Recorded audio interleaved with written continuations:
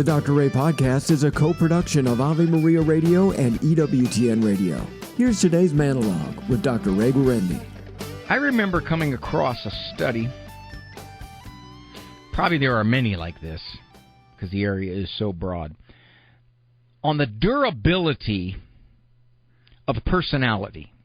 Now, personality in and of itself is a very, very broad thing. It's enormously complex. We try to narrow it down by speaking in traits, or we try to do things like, well, he's choleric, or he is sanguine. I don't like any of those. They are way too simplistic. However, one thing that is notable, let's say that an individual has a Christian conversion. Now, what is usually the first thing to change? The moral direction of their life. They turn from a lot of the moral wrongdoing, the sins that was going on. It's the first thing. Then they try to move toward living as Christ would have them live, a little more virtuous, charitable existence. But the last thing to really change is personality. Now, again, I'm going to qualify this by saying when I say personality, I'm deliberately broadening the term because there's really no way I can kind of narrow it down. Let's say someone is a very talkative individual. And they're so talkative that they can be rude. They're not aware that they dominate a conversation. And 16 years ago, they converted to Christianity. And people knew them before their conversion, and people now know them. But they're still very, very talkative.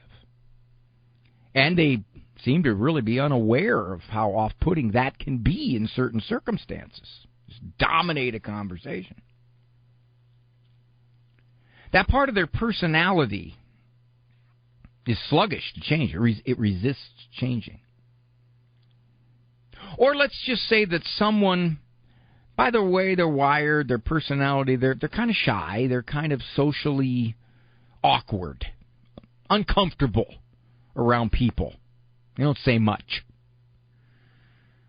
And they've had a very deep Christian conversion, and over the years they've become much more charitable in their giving, or they've become more devotional in their practices, maybe easier going regarding perceived offenses.